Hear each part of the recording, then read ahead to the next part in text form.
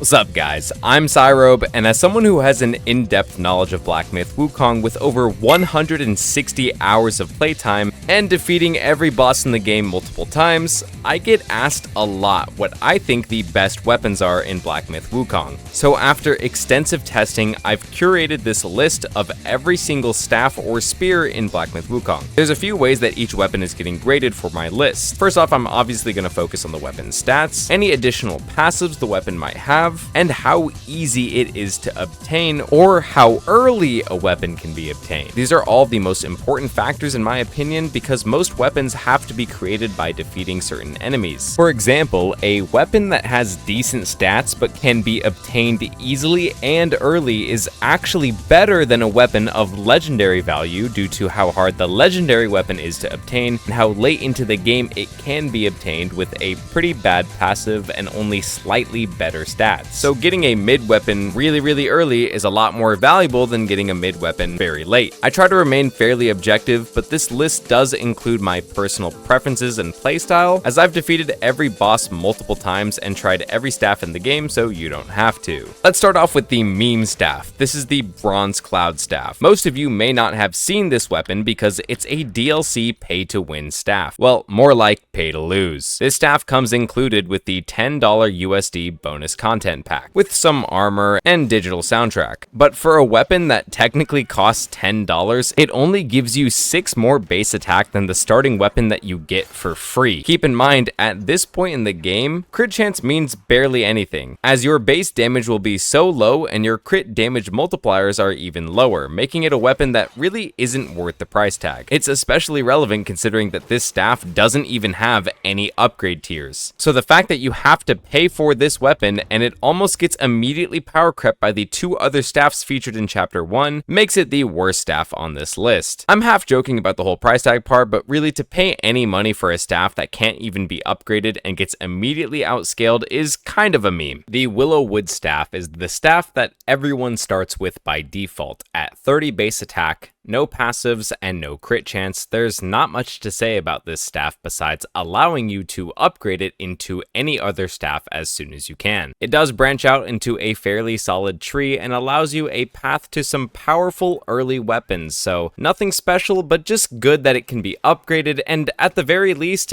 doesn't cost you $10. The Twin Serpent staff can be obtained in the early half of Chapter 1 with 40 base attack, no crit chance, but a decent passive. This weapon is a no-brainer to upgrade your Willow staff into as soon as you can. The passive is fairly good for new players since most newer players will just spam light attacks anyways, and even then, at an early level, light attacks are really all you can do without having your extra spark points to put into varied combos, so being able to buff early game light attack spam, and even more if you happen to be in water, is quite a nice bonus. From what I can tell, the buffs are nothing super special, but for the Twin Serpent staffs being accessible so early on in the first chapter at the midway point and leading into an upgrade tree for one of the best early game staffs makes it a perfect option to get early. Just not something you should hold on to for very long. The Wind Bear staff can be obtained at the very end of Chapter 1 after the final boss of the area. This weapon has a 50 base attack with 4% crit rate and a unique passive. While invisible in Cloud Step, your next Unveiling Strike attack, which automatically reveals yourself after attacking in Cloud Step, gains an increased critical strike chance. The exact modifier isn't represented directly on the weapon, but I discovered it's applied to you the instant you hit something, and from my third-party tool is an additional 25% crit chance on top of your base crit. So in this clip, I had 10% base crit chance from my stats in the Wind Bear staff, and after the Unveiling Strike, it went from 10% to 35% the moment I hit something, which is a pretty massive increase. It's not a guaranteed critical strike chance though, and even with its modifier, it's very likely that you won't crit with your Unveiling Strike attack, which makes the passive pretty hard to notice, especially only being active while in Cloud Step, so when Cloud Step is on cooldown, you essentially don't have a passive for this weapon. Personally, I think it should have been a guaranteed critical strike, because on top of the passive being tied to your Cloud Step cooldown, it doesn't lead into any other weapon in its build path until the very end of Chapter 2's final boss. staffs, while multiple other staffs can be achieved and obtained in Chapter 2 that are significantly better than this one and don't build from it, nor requires defeating the final boss, which makes the Wind Bear staff worthy of its C tier placement.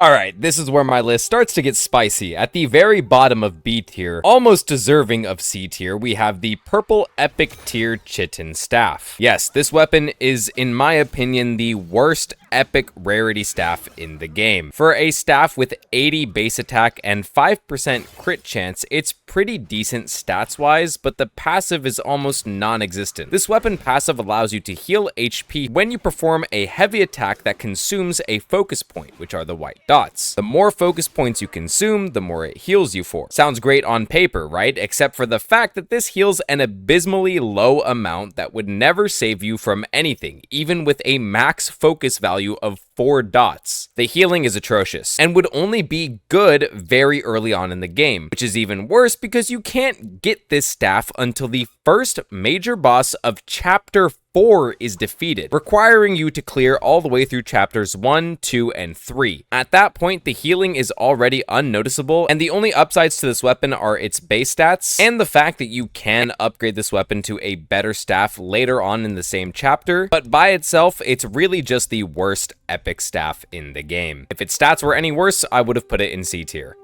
Here's a good example of an epic tier staff that is actually viable to craft early on. The Rat Sage staff can be obtained by defeating the final boss of Chapter 2, the Yellow Wind Sage, which is by no means an easy boss. He's a fairly hard fight, which when defeated allows you to craft this weapon. It only has 13 less damage than the Chitin staff, but 2% more crit chance, and a passive that actually does something, increasing your damage on light attack combo spams or the unique mobile spin ability, granting both of these bonus damage from its passive and even slightly more attack range, which makes your attacks land a little bit more consistently and feels a lot better as far as early game weapons go. Again, this staff is better than the Chitin staff because it's obtainable at the end of Chapter 2, which is more than a whole chapter earlier than the Chitin staff, and provides a decent passive steroid to your light attacks and mobile spin attacks. The only problem with this staff is that there are other staffs in Chapter 2 that are better than this staff and don't require defeating the final boss to obtain. And even when you do defeat the final boss, there's just a handful of options that are better than this staff. It's very good early on, but can be replaced very easily. You also can't even upgrade this staff to its final tier until you defeat the final boss of Chapter 5's secret area, which is also towards the end of Chapter 5 regardless, meaning that once you get this staff, you can't upgrade it for nearly 3 chapters, making it worthy of being towards the bottom of B tier. This is where the list gets even spicier, as I genuinely believe the Cloud Pattern Stone Staff is better than every other staff that I've mentioned up until this point. It provides 60 base attack, which is fairly solid for a weapon that can be obtained relatively close to the start of Chapter 2. There is no crit chance on this weapon, but gives you a fair amount of flat defense, which flat defense is most valuable to obtain early on in your playthrough, and only gets worse the later the game goes, which makes it perfect to have on an early game staff. The unique effect of this weapon also blew me away. This staff increases charged heavy attacks while in smash stance specifically. This does not apply to pillar or thrust stances, and only works on smash stance charged heavy attacks. But what surprised me is that this weapon's passive has around a 38% increase to your charged attacks in smash stance. This weapon seems to increase charged heavy attacks by an absurd amount, especially for such an early game staff, allowing its damage to scale decently well if you're using smash stance. However, once again, it does not increase any other type of attacks, just the heavy attacks while in smash stance specifically, which still felt very strong on New Game Plus enemies. A very reliable stat stick, making it a viable option at B tier status, and as a solid early game weapon for smash stance enjoyers. Next up, we have the Visionary Centipede Staff. I absolutely hate this staff. This might be the worst legendary staff in the game. There are actually several purple epic tier weapons that I would prefer to use instead of the Visionary Centipede Staff. Here's the bottom line. You have to clear the entirety of the game from Chapter 1 to the end of Chapter 4, including the final boss of Chapter 4. Yes, that final boss of Chapter 4. There are only 6 chapters in this game. The Chitin staff that I mentioned earlier builds into this staff, but this staff has pretty much the exact same passive. Oh wait, but now if the enemy is poisoned when you heavy attack them with a focus point, it'll heal for an additional amount. That's awesome! The staff surely applies poison to help you achieve this, right? Right? Now, this weapon actually has no way of poisoning an enemy, forcing you to swap to a spirit or transformation that can poison for you instead, so that you can come back and waste even more time by charging up a heavy attack to actually heal before the poison effect expires, only for it to heal a pube's length worth of HP. The only saving grace of this weapon is its base stats, as it's tied for the 3rd highest crit chance value from all of the possible weapons, with 90 base attack. The passive is almost non-existent, and it actually cannot be upgraded into any other staff after this point. And by the time you can even get this staff, there are actually a lot of other staffs that provide more damage or more value. As far as I'm concerned, this is the worst legendary staff in the game, but deserving of B tier for its decent stats. The Staff of Blazing Karma is up next, because it's the only other staff of legendary status that I almost hate as much as the Visionary Centipede. But at least this staff has a somewhat viable and cool looking passive. The only problem is that you have to spend 3 or more focus points to even activate its passive, which gives you this. I don't know if this is some sort of prank, but what is the ridiculously small area of effect? Also, since this weapon costs 3 or more focus points to trigger this passive, it actually has anti-synergy and ends up staggering most bosses backwards out of the standing hitbox created by the fire. Every time I tried to use this passive, I would hit enemies, create the fire, and they would hardly even take damage from that fire because they were pushed out of it by the 3 cost heavy attack. It has a decent attack value for 100 base damage, but the other stats on it are pretty much worthless. It also has no crit chance, and considering you only obtain this staff towards the end of Chapter 5 entirely, it pretty much just serves as a placeholder because you can't even upgrade it to its final version until New Game Plus, making this staff not worth even crafting until you beat the entire game and can immediately replace it and skip over it to craft the final tier, which I'll talk about later, but definitely a very underwhelming legendary staff nonetheless. Now that we're onto the bottom of the A tier weapons, let's start off with the worst mythical value staff in my opinion. The Stormflash Longstaff is a mythical staff that can only be obtained in New Game Plus. So after you defeat every boss in the base game and start a whole new journey, only then can you craft this staff. But this staff takes around 9 long pearls, which basically means you have to kill every long boss on your first playthrough, then kill them all again on your second playthrough before you can even craft this staff. And while it does provide the highest base attack out of all the other weapons with a crit chance of 9%, the passive might be one of the worst passives for all mythic rarity staffs. Okay, so when you charge a heavy attack, you build up a thunder meter on yourself with this weapon. It needs to fill all the way to activate this weapon's passive, but also when it's filled, it automatically applies a thunder debuff to yourself, which makes you take 20% more damage from all damage sources. The trade-off for this self-inflicted debuff is that during the debuff duration, you deal lightning damage every hit and can build up lightning debuff on the enemies too. But this comes at the cost of you taking 20% more damage, and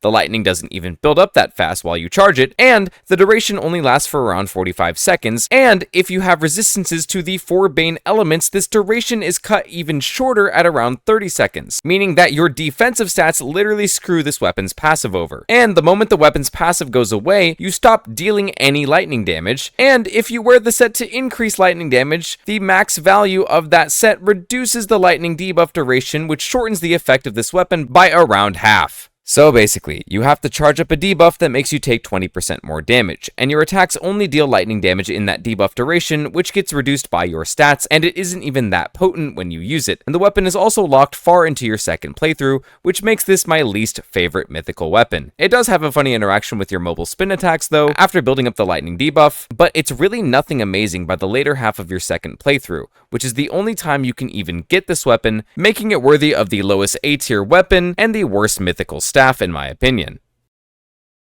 Now this brings us to the Chubai Spear. Yes, this would be a better weapon than the mythical Stormflash Staff, because at least with this weapon, you don't have to wait until the end of your second playthrough to obtain it. Obviously, its stats are lower with 75 base attack and no crit chance, but its passive changes your light attack moveset to a unique spear thrust style. This can also be used with any form, but additionally, this staff also buffs special abilities from the Thrust Stance Staff tree. It's not by a super large amount from what I could tell, but you get this staff around the midway point of Chapter 3, and it's basically made for those who love the Thrust Stance regardless, which rewards Thrust Stance users with a fairly decent mid-game weapon dedicated to strengthening Thrust Stance builds specifically. The passive buff to Thrust Stance weapons allows you to deal more damage in Thrust Stance with this weapon compared to being in Thrust Stance with the Chitin or Rat Sage staffs of equal purple rarity, making this weapon better for Thrust Stance than its other epic rarity counterparts. It does suck that this weapon doesn't have any crit chance, but the other purple rarity staff's crit values are also so low that it's not really much of a difference anyways. It's a fairly good mid-game staff to experiment with Thrust Stance moves, and a pretty fun but unique moveset to go with it. The Long Wreath Staff is pretty much the equivalent of the Chubai Spear, but this staff is dedicated for Pillar Stance enjoyers instead, and it's actually found earlier than the Chubai Spear, being located earlier on in Chapter 2. Personally, I dislike Pillar Stance as it's my least favorite personal stance of the three main stances in Black Myth Wukong, but I acknowledge that this staff has a modest base attack value of 70 attack and further buffing specifically Pillar Stance special attacks. The best part of this weapon is that it can be obtained extremely early once again, giving you an extremely high base damage weapon very early on, which makes it even more viable for those who prefer to use Pillar Stance. And even if you don't like Pillar Stance, picking this up for a good high damage early game weapon is also fairly valid.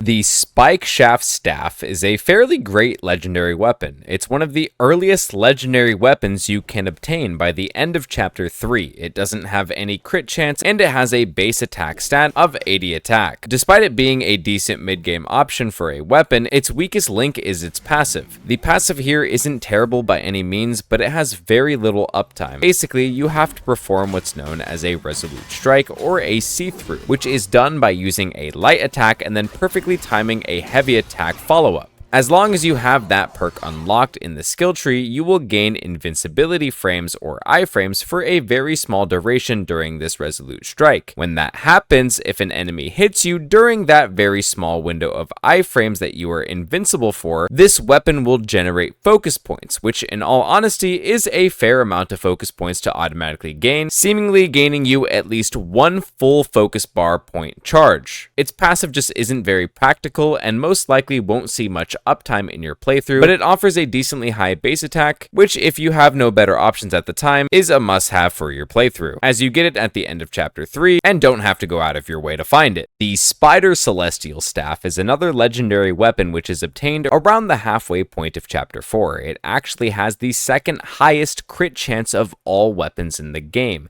at a 12% value. Combined with its 85 base attack, it's a fairly decent weapon to pick up during Chapter 4, and it's technically the highest DPS staff you can get by the midway point of Chapter 4 as well. The biggest drawback to this weapon is that it pretty much has no real passive. Much like the Visionary Centipede Staff, this weapon also heals you for each focus point consumed when you use a charged heavy attack, but it has to hit a target, and the health gain is pretty much unnoticeable. This weapon requires you to poison yourself to gain a new effect to apply poison to an enemy, which kind of works but not really well, because after you become poisoned, you can only apply poison to enemies with heavy attacks only, so you can't even rapidly or reliably build up poison in anything, since you can only do the poison buildup with a charge attack that consumes a focus point. It's a pretty bad passive, but better than the Centipede version, and at least with this weapon, you get it earlier than the Centipede version, and the Centipede version doesn't upgrade into anything, while the Spider Celestial Staff does upgrade into a new mythical staff on your New Game Plus journey, so still a decent option to invest early on, or at least during Chapter 4.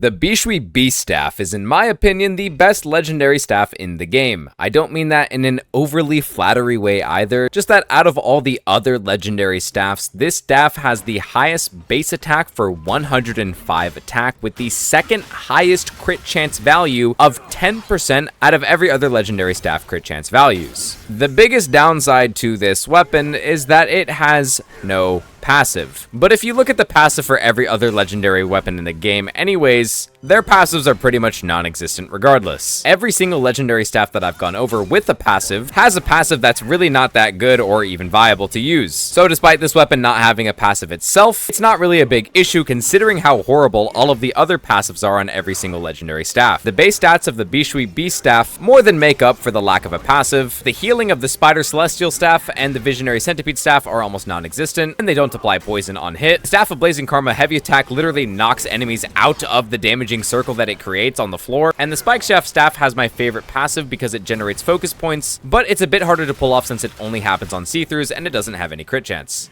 I will say the biggest drawback to the Bishui B staff is that it's only obtainable very late into the game, requiring you to nearly complete Chapter 5 and finish the entire Chapter 5 secret area to obtain. But it's still a very appealing option for those who want a decently high damage base attack staff with some decent crit chance to go with it, making it my favorite legendary staff on this list, because sometimes no passive is better than a shitty one.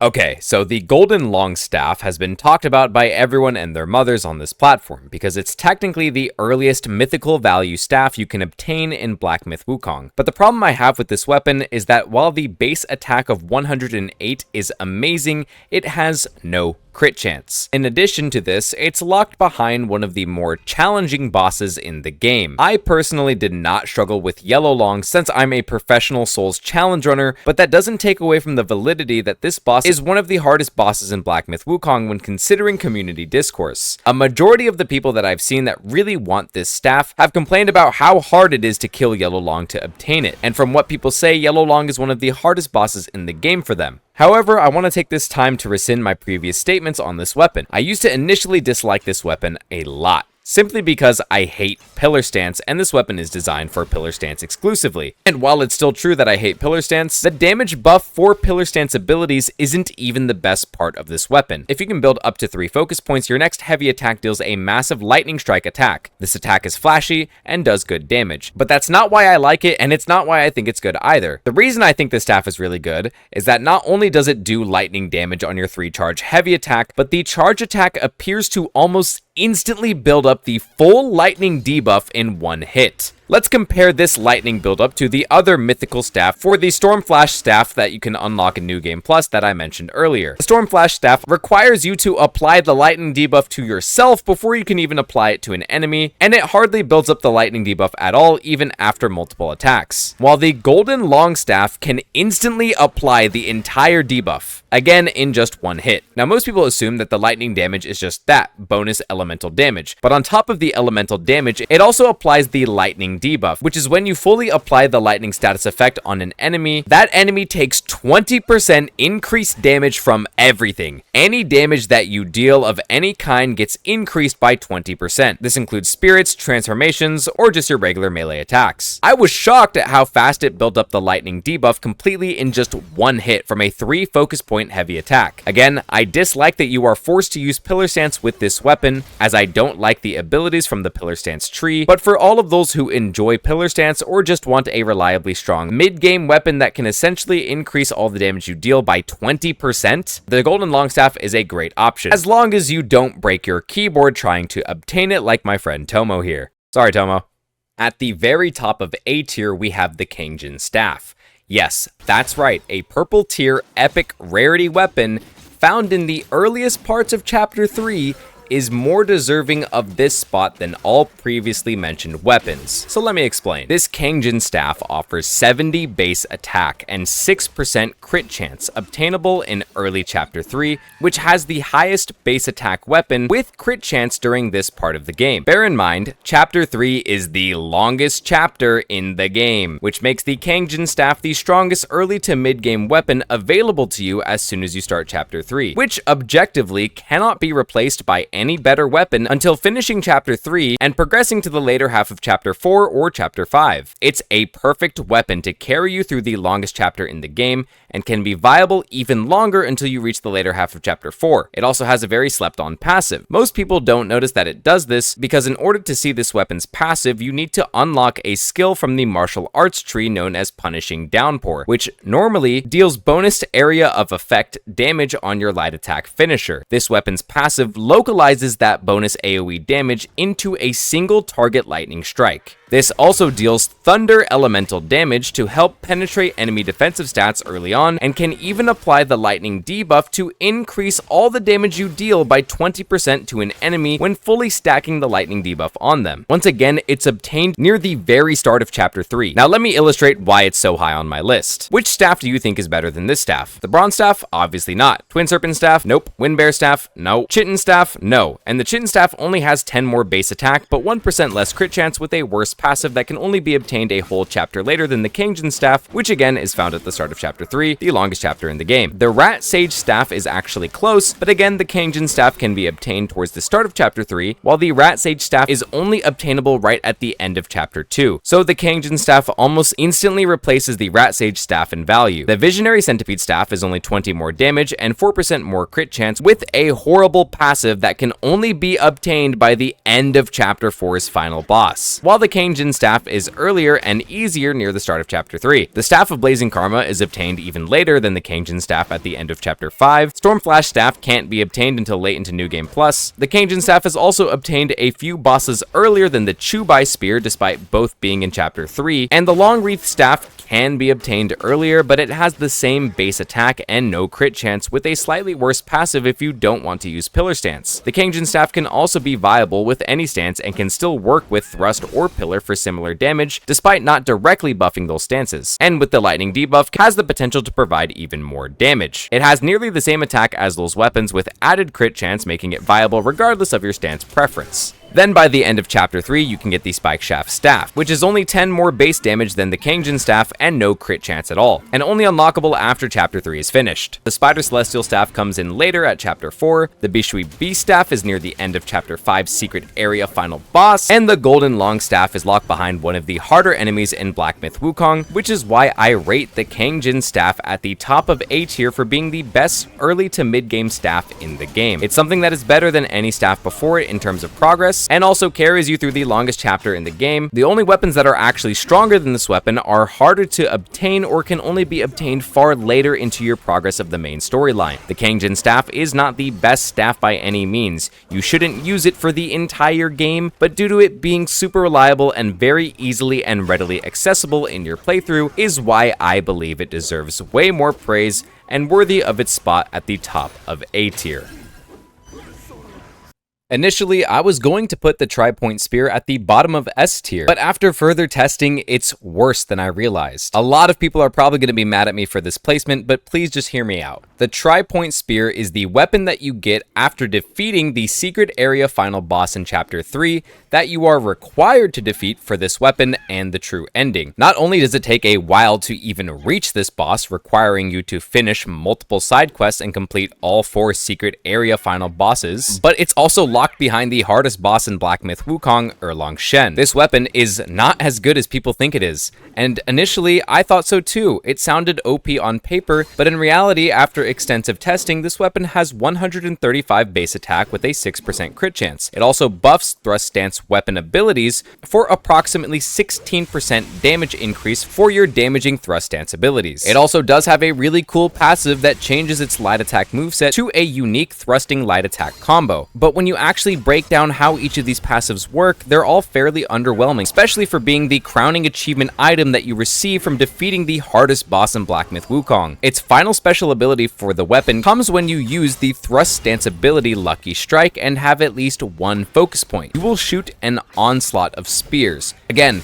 this looks amazing. Judging by audio and visuals alone, this is the coolest looking attack in the game, and the weapon is extremely aesthetic, but the damage it deals is just concerningly underwhelming. underwhelming. I almost never notice any of its passives making a difference in my testing. I wish it had more crit chance, as the spears it throws have the ability to crit, but otherwise the weapon just felt like something I'd only use when I want to use thrust stance. Also, being gatekept by the hardest boss in the game makes the underwhelming passives feel just a bit worse in my opinion. After even more testing, I found out that the Wukong staff that you can obtain in New Game Plus has less base damage, but with more than double the crit chance, and actually deals the same, if not more damage than the tri-point spear, even when both are being used for thrust stance abilities. The tri-point spear doesn't buff spear stance moves by as much as it should for being gatekept behind the hardest boss in the game, whereas the adept spine shooting Wukong staff is also very easy to obtain, and if you skip Erlong Shen to start New Game Plus, you can get the Wukong staff easy and very early on in your second journey. You can try this testing yourself, but every time I use the tri-point spear and thrust stance, it just never felt better damage-wise than the Wukong staff, and it's actually a lot harder to obtain the tri-point spear than just starting a New Game Plus journey. I highly recommend everyone to fight the true ending final boss, as it is probably the best part of this entire game, but judging by the community's reaction, everybody keeps telling me that they can't kill the true ending final boss easily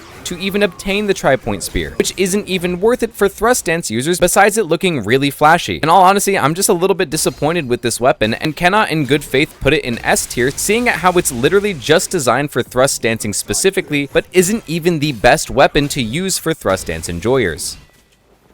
Before we start with the S tier staff, be sure to follow me on Twitch that I'll link in the description below for more Black Myth Wukong challenge runs and other Souls-like and RPG games very soon. Now, let me explain how the S tier weapons work on my list. Here are all 3 S tier weapons in Black Myth Wukong. I don't think it's fair to say that one of these S tier weapons is definitively better than each other. I think they are all very close and comparable with their own strengths and weaknesses.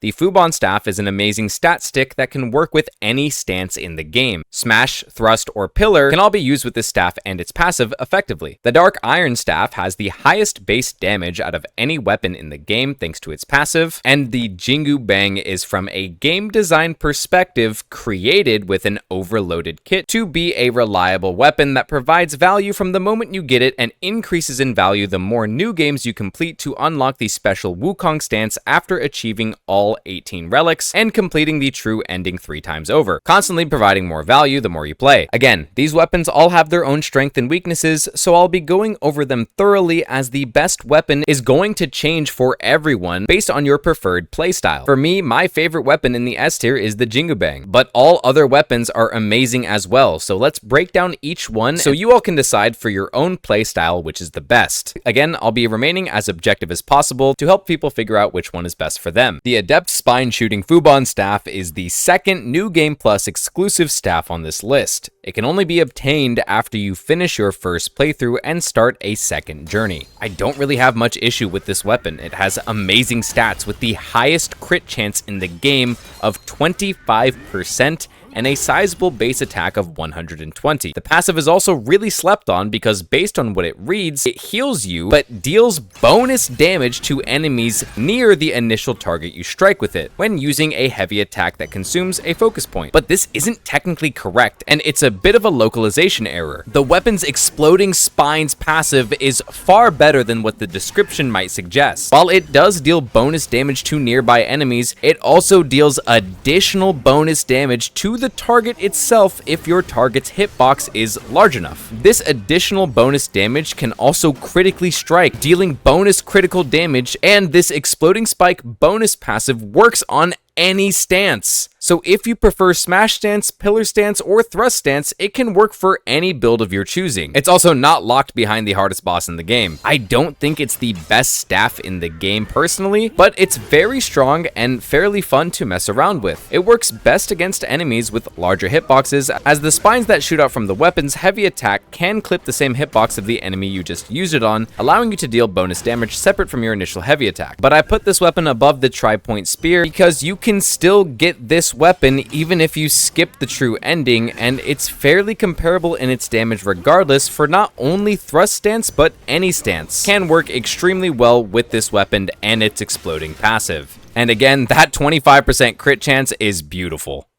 The Dark Iron Staff is the third and final New Game Plus exclusive weapon on this list, and it's technically the highest base damage weapon in the game. It has 110 base attack but 0 crit chance, and it can only be obtained far into New Game Plus Chapter 5's Secret Area Final Boss. However, the reward for getting this weapon is the best out of all New Game Plus exclusive weapons, as its passive increases your attack based on your total flat defense stat value. Based on my testing, I estimate that the weapon gives you around 15 flat damage for every 100 points of armor, which again ends up giving you the highest base attack in the game. The biggest issue for me is that the weapon has 0 crit chance, which has to be remedied by all other possible sources of crit chance, like from your vessels, spirits, or even other Cheerios and consumable medicines. This weapon is nearly perfect on paper, but there's a lot of misinformation on how the staff works, so I'm going to try and do my best to clear things up. Again, it's around 15 flat damage for every 100 points of armor. With the Yaksha set, I'm at 223 base damage with 444 armor. The Bull King set puts me at 242 base damage with 570 armor. And there's an original gray tier Wukong set, likely referencing the original design of Wukong from Journey to the West, that gives you more defense for every relic that you have. There are 18 relics total in the game, which this set provides around 3.5 damage per relic, equaling around 63 damage from this set's bonus. But that requires you to defeat every chapter in the game and obtain the true ending 3 times over. With the set bonus, this puts the gray tier Wukong set at 261 base damage with the Dark Iron Staff. But here's the kicker. The Yaksha set provides an additional 25% damage bonus to all your damage sources, which means the Yaksha set has an effective 278 damage with the Dark Iron Staff, making it the best in slot armor for the highest damage set with the Dark Iron Staff. The Yaksha set is the best for the highest damage possible with the Dark Iron Staff, but the Bull King set and the original Wukong Easter Egg set are very solid options for players who are struggling to survive as it is already in their playthroughs. And also, some people might not like the Yaksha's increased damage penalty from its passive, which makes you take 30% more damage from all sources. So I'd recommend for players struggling to use the Bull King or original Gray Tier Wukong set, but if you want a hardcore challenge like myself, then you should always be rocking the Yaksha set with this weapon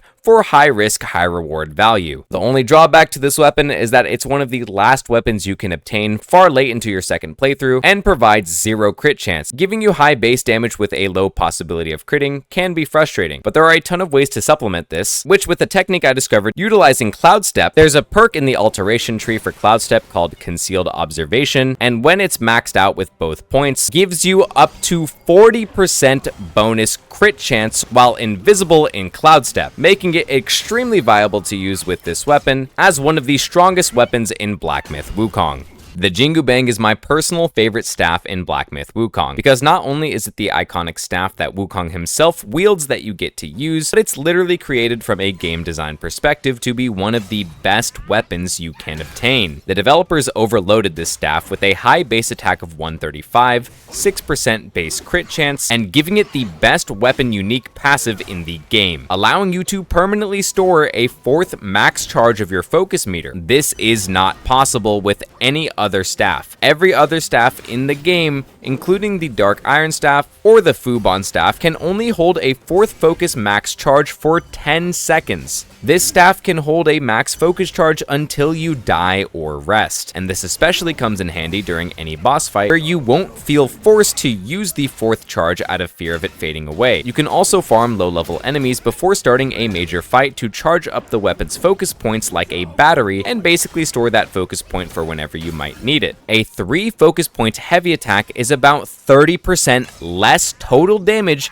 than a max 4th focus point heavy attack, which again, this staff allows you to store a 4th focus charge heavy attack until death. It's such a significant damage bonus that most people will miss out on. Other staffs can reach 4 focus points as well, but something like the Dark Iron Staff or the Fubon Staff can only hold a max 4-point charge for 10 seconds, which after that starts decaying. It's also the only staff in the game with a gear set bonus, granting you around 8% more crit chance after you use any spell, which is gained after you have at least 3 pieces of this set equipped. This means that you can use the staff as a weapon and 2 other pieces of the Wukong armor to get this bonus, and you can mix in an entirely separate 2-piece set for an additional set bonus. The setup I like the most is the Jingu Bang staff with the Gale Guard headgear and greaves for the Gale Guard perfect dodge bonuses to build up focus even faster with your Jingu Bang, since it can permanently soar up to 4 charges of that, alongside the gold Sozi armor with the soaring bracers to complete the 3-piece set bonus of the Jingu Bang staff. The chest piece gives max HP and 120 armor, and the bracers give 4% additional crit chance. So with the weapon 6% base crit chance and the 3-set passive 8% crit chance bonus and the bracers additional 4% crit chance, this weapon with the set bonus grants an inherent 18% total crit chance, not including any other crit chance buffs or gear. The final 5-piece max set bonus allows you to reduce spell cooldowns when you critically strike a target, but for a 5-piece requirement it isn't really worth it because it only shaves off around 2 seconds of your cooldowns, which can only happen when you critically strike. This becomes a little bit of a problem when we talk about this weapon's hidden passive for the secret true Wukong stance.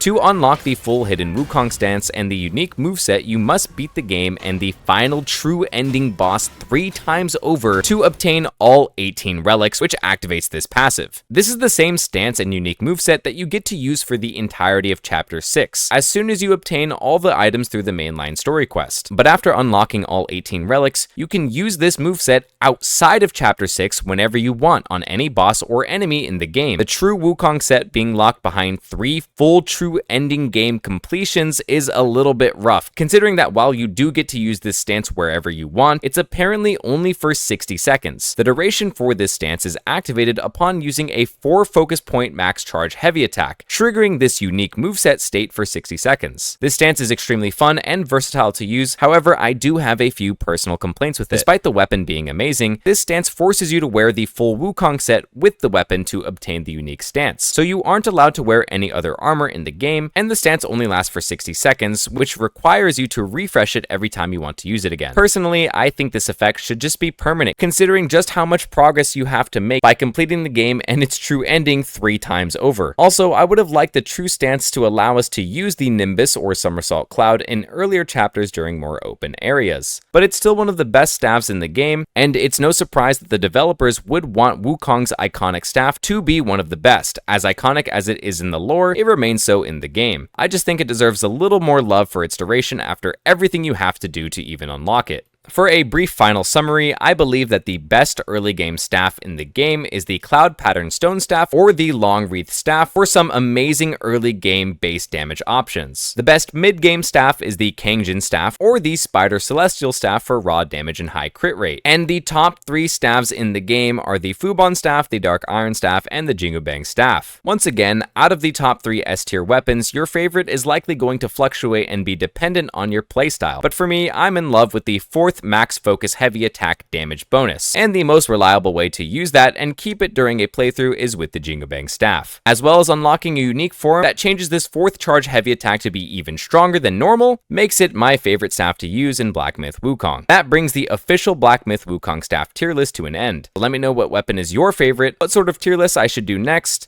and be sure to check me out live on Twitch as I stream every single day, and I'll see you all in the next video. Peace.